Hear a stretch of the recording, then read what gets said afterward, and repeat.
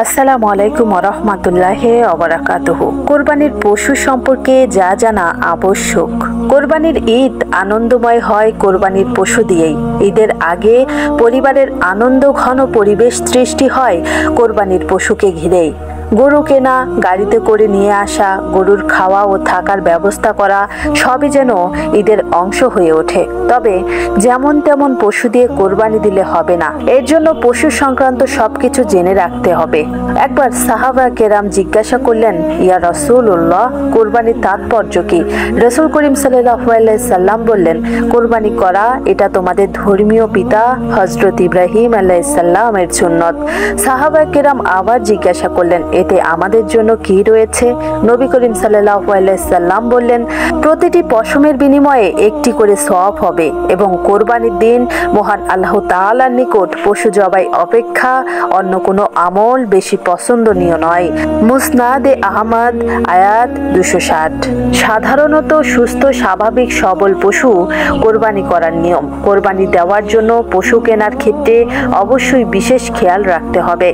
কোরবানি করার জন্য শরীয়তে কয়েক ধরনের পশু নির্দিষ্ট করে দেওয়া হয়েছে, যেমন গরু, মহিষ, উট, ছাগল, ভেড়া ও দুম্বা দিয়ে কোরবানি করা জায়েজ। অন্য কোনো পশু দিয়ে কোরবানি করার বিধান নেই। উট কমপক্ষে 5 বছরের হতে হবে, গরু মহিষ কমপক্ষে 2 বছরের হতে হবে, ছাগল, ভেড়া ও দুম্বা কমপক্ষে 1 বছরের হতে হবে। অবশ্য 6 মাসের ভেড়া যদি দেখতে মোটা তাজা হয় এবং 1 বছর বয়সের মতো মনে হয়, তাহলে তা দিয়ে কোরবানি বৈধ। ছাগল, ভেড়া, দুম্বা ইত্যাদির ক্ষেত্রে একটি পশু শুধু এক ব্যক্তি কোরবানি দিতে পারবে। গরু, মহিষ, উট সর্বোচ্চ 7 ব্যক্তি মিলে কোরবানি দিতে পারবে। রাসূল করিম সাল্লাল্লাহু আলাইহি সাল্লাম বলেছেন, একটি উট ও গরু মহিষের 7 ব্যক্তি কোরবানির জন্য শরীক হতে পারে। মুসলিম হাদিস, আয়াত 1318। পশুর যেসব ত্রুটি থাকলে কোরবানি দেওয়া যাবে না। আলী রাদিয়াল্লাহু আনহু বলেন, আমাদের রাসূল করিম সাল্লাল্লাহু আলাইহি সাল্লাম আদেশ করেছেন, আমরা যেন কোরবানির পশুর চোখ, কান ভালো করে দেখে নেই। কান কাটা, কান ফাড়া ও কানে গোলাকার ছিদ্র করা পশুর দ্বারা কোরবানি না করি। আবু দাউদ 2804। কোরবানির পশু হতে হবে দোষ ত্রুটি মুক্ত।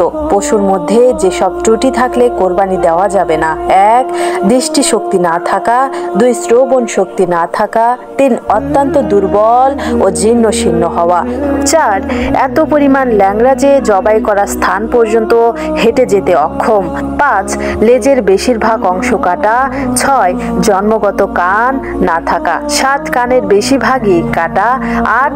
গোড়া সহ শিং উপড়ে যাওয়া, পাগল হওয়ার কারণে ঘাস পানি ঠিক মতো না খাওয়া, 10. বেশিরভাগ দাঁত না থাকা, 11. রোগের কারণে স্তনের দুধ শুকিয়ে যাওয়া, 12. ছাগলের 2টি স্তনে যে কোনো একটি কাটা, 13. গরু বা মহিষের 4টি স্তনের ভিতরে যে কোনো 2টি কাটা। কোরবানি কখন, কার ওপর ওয়াজিব? মোট কথা, কোরবানির পশু বড় ধরনের দোষ ত্রুটি থেকে মুক্ত হতে হবে। যেমন হাদিসে এসেছে, 4 ধরনের পশু যা দিয়ে কোরবানি জায়েজ হবে না: অন্ধ, যার অন্ধত্ব স্পষ্ট, রোগান্ত, যার রোগ স্পষ্ট, পঙ্গু, যার পঙ্গুত্ব স্পষ্ট, ও আহত, যার কোনো অঙ্গ ভেঙে গেছে। ইবনে মাঝা, হাদিস 3144। যেসব ত্রুটি থাকলেও কোরবানি দেওয়া যাবে: 1. পশু পাগল, তবে ঘাস পানি ঠিক মতো খায়; 2. লেজ বা কানের কিছু অংশ কাটা, তবে বেশিরভাগ অংশ আছে; 3. জন্মগত শিং নেই; 4. শিং আছে তবে ভাঙা; 5. কান আছে তবে ছোট; 6. পশুর একটি পা ভাঙা, তবে সে 3 পা দিয়ে চলতে পারে; 7. পশুর চর্মরোগ; 8. কিছু দাঁত নেই, তবে বেশিরভাগ দাঁতই আছে; 9. পশু বায়বৃদ্ধ হওয়ার কারণে বাচ্চা জন্মদানে অক্ষম; 10.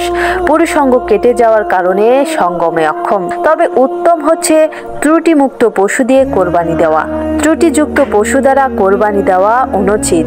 যদি কোরবানির পশু হারিয়ে যায় ও এর পরিবর্তে অন্য একটি ক্রয় করে, এরপর প্রথম পশুটি পাওয়া যায়, এ অবস্থায় যদি ক্রেতার উপর কোরবানি ওয়াজিব থাকে, তবে একটি পশু কোরবানি করা ওয়াজিব হবে। যদি ক্রেতার উপর কোরবানি ওয়াজিব না থাকে, তবে উভয় পশু কোরবানি করা তার জন্য ওয়াজিব।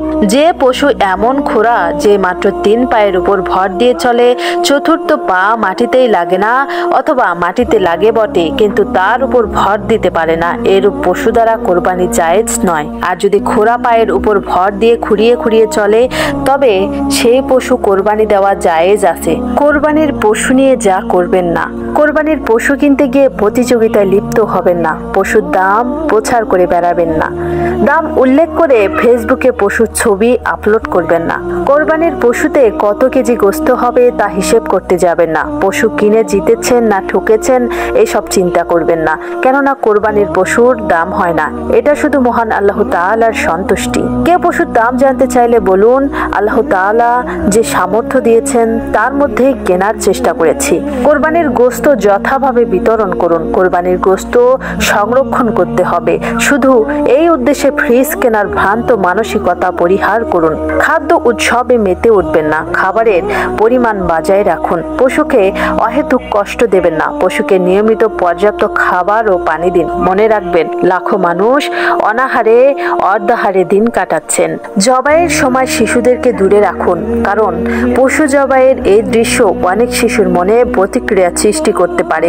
জবাইয়ের সময় পশুকে অযথা কষ্ট দেবেন না। কোরবানির পর স্বার্থপরের মতো জবাইয়ের স্থানে রাস্তাঘাটে বর্জ্য রেখে চলে যাবেন না। সব বর্জ্য গর্ত করে মাটি চাপা দিন ও ব্লিচিং পাউডার ছিটিয়ে দিয়ে পরিবেশ সংরক্ষণ করুন, অথবা সিটি কর্পোরেশন কর্তৃক নির্ধারিত স্থানে বর্জ্য রাখুন। কোরবানির পশুর সঙ্গে সেলফি বা কোরবানি দেওয়ার সময় সেলফি তুলে আত্মপ্রচার করা থেকে বিরত থাকুন।